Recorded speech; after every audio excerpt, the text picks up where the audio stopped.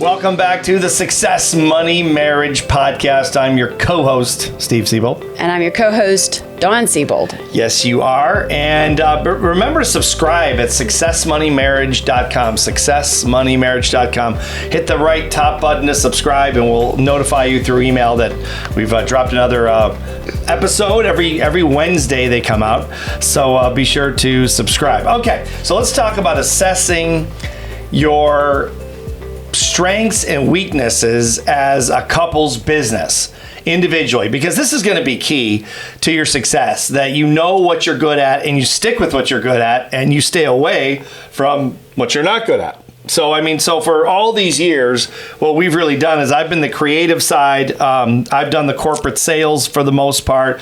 Dawn has done the details of the business, and she's done a lot of the public sales where we're talking to the general public, whereas I've worked with the regional vice presidents of the companies that we consult and train for and that kind of speak for and that kind of thing.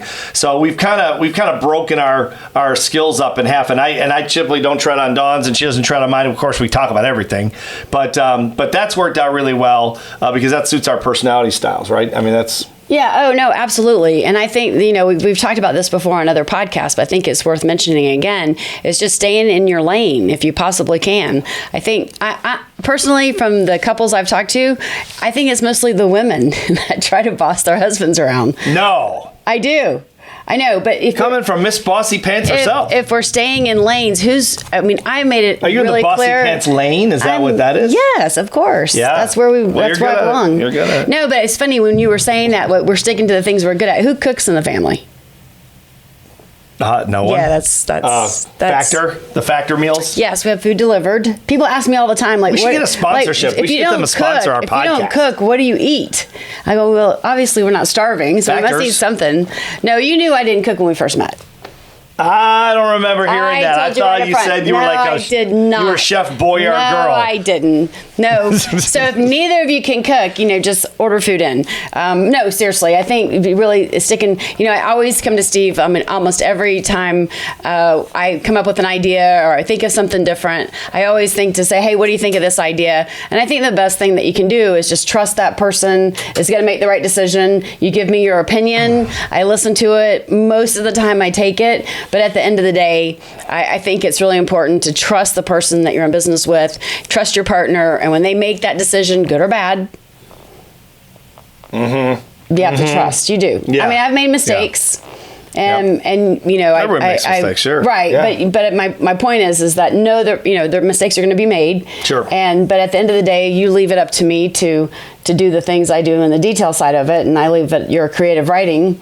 And believe me, I've begged you not to publish things. No. And he does it anyway. It's fun. And how much money have we made you publishing things I didn't want you to publish? A lot. No, not very much. So you can't always bring it back up to him. It's like one time you can say, I told you so, and then it's done. Yeah, exactly. You only get one time to say that. He only gets it one time to say to me, too.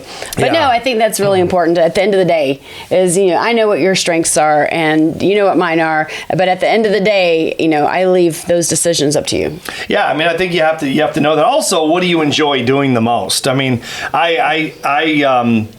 I've learned a lot about organization from you, keeping things organized and trying to keep things straight. And that's really helped a lot. It's made a big difference for me. But I'm not good at it and I don't enjoy it. I like it when I get more organized, right? You've gotten so much better. I've gotten better, but it doesn't come natural. It's just some things like it comes natural to you, it doesn't come natural to me. But creativity comes natural to me and it doesn't come natural to you. So I think, but I also enjoy it. I guess you enjoy, most of the time you enjoy things you're good at. Yeah, but I think you like the organization, so you want. Oh yeah. Okay, so you really worked hard at it. Well, it makes it easier. Jeez. But you enjoy being organized, and you like that. It just doesn't come easy to me. Me neither, but I cannot write an article. I read emails 3 or 4 times before I send them. And I just remember, you see words in your head and you write the words in your head. And that always blew my mind. It's like I see dead people. I see words. You see words. No one sees dead people. Yeah, remember that movie? I see dead people. Oh, that's right. Yeah. What was the name of that movie? Sixth Sense. Sixth Sense. What a great movie. That ages us. That was been a while ago. Yeah. I love reading words that are well put together. I'm not good at it. Yeah, well, and I enjoy that part of it. And you enjoy the organization part. And I think so. Our point is, or at least my point is that try to do the things that you really do enjoy doing. Not just because you'll be good at them, but that's part of it. But you'll enjoy it.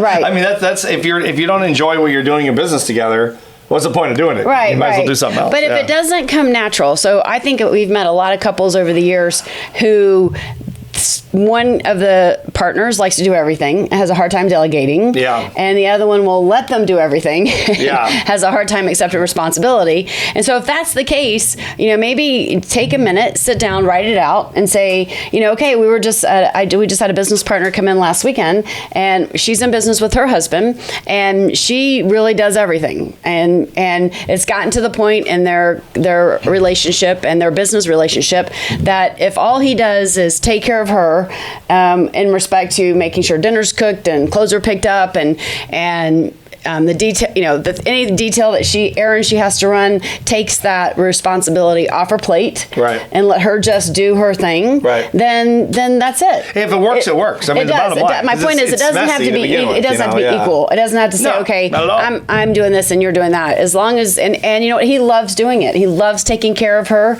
Right. He loves being at home for her and supporting her, and he's just really good at that. But asking him to do much more in the business is a struggle for him. Sure. And it frustrates her. So she's decided to get on a new business partner in some of the aspects of the business, and then let her husband partner do what he can do. He enjoys cooking for her and doing all those things, and let her do. And I think if that's what it takes, then sit down and take a minute and write it down and say, hey, here's what I really enjoy doing for you. Mm-hmm. And as long as you both agree on it, it doesn't have to be a 50-50. Ours is more of a 50-50 split, but it doesn't have to be like that. No, not at all. Not at all. Even if your partner is in business with you just to support, if that's all they can do and that's it, then I would take it, because most people don't have that. Well, yeah, and business is messy. It's like relationships are messy, and then when you put the relationship and the business together, well, then you got even more mess. It's a big mess. It really is. So whatever works, just do it. As long as you're succeeding and you're happy, you're enjoying the process. I mean, not all the time. I mean, sometimes you don't. Sometimes it's harder to, I think, be in business with your spouse or significant other than it would be if you were in business with a stranger. But then you don't have all the trust. Yes. You don't have, it's always, I've always felt great about knowing when I ask you to do something, or we know we have to get something done, that you're going to do it. I don't have to back check and double check and all that with you. Yes. And that's with all the partners we've had. It hasn't always been like that. Some better than others, but I know it's going to happen with you. You're going to do it no matter what. It doesn't matter what you have to do, and that doesn't come easy. That's. Right. That's something neither have or don't have. So I think whatever you have to do to make it work. It's like a relationship when people say, well, relationships should be this way and they shouldn't be this way. You should keep separate bank accounts. You should have the same bank account. You should only be with one person, or you can have other people in your life, partners in your life. Whatever it is, and people go, oh, that's wrong. That's wrong. You know what? Being married, being together, being significant other, couples, cohabitating, it's hard. I mean, it's not the easiest thing, because you have to, you're dealing with two people, and now you put a business into it. Geez, just make it work. I mean, if you can make it work, God bless you, make it work. And if people don't like the way you do it anyway. They have their own mess to deal with. And so whatever works for you, I guess, at the end of the day, don't you think? Yeah, I do. I mean, as long as that's really okay with you. Now, I talked to our friend and I said, as long as you're okay with the fact that he's not working 12 hours a day, and you're not holding resentment because you don't feel like he's putting in as much to the money-making side of the business. And we have a tendency to say, okay, that's a partner. If you're bringing money in, I'm bringing money in. Mm-hmm. It doesn't necessarily, it's rarely ever that equal. No, exactly. And at the end of the day, if you have a partner who has got your back, in good and bad, and that's all they can do, you got a good partner. And if that's okay with you, I would take that and run, because most people don't get the support they have at home or support at the office. And, I think I would definitely sit down as a couple and as partners, business partners, and sit down and say, okay, here's what I can bring to this business relationship and that I enjoy doing. And of course, you're going to give and take. But at the end of the day, as long as it works for you, I don't think there's a clear cut 50-50. We're equal in this and both responsible 50-50. Yeah. As long as it works, I think you should consider yourself lucky. Yeah, if you're counting the hours, that's Right. probably a bad sign that this is not going to work, and you probably want to separate in terms of the job or the business, or someone goes to work on their own, or you start a separate business, where you're not working together, because it's going to bleed in. That's going to cause a problem. I mean, how many people have come up to us when we've done programs together, and they said, "Oh, my spouse is not very, supportive and doesn't believe I should invest in a business," and they just don't have that concept in their head. They don't agree with it. Whatever. I'm not saying it's wrong, but building a business is hard enough without having a spouse or significant other that's always biting at you, saying, "Hey, you're not going to make it. This is a fantasy," And I know sometimes they're probably right. I mean, because the person's not really working. We've seen a lot of that too, where the person says, "Well, my spouse is not supportive," and then we see how they work, and they're like, they don't do anything. Right. I mean, they have no business being in business. I mean, unless you're willing to work.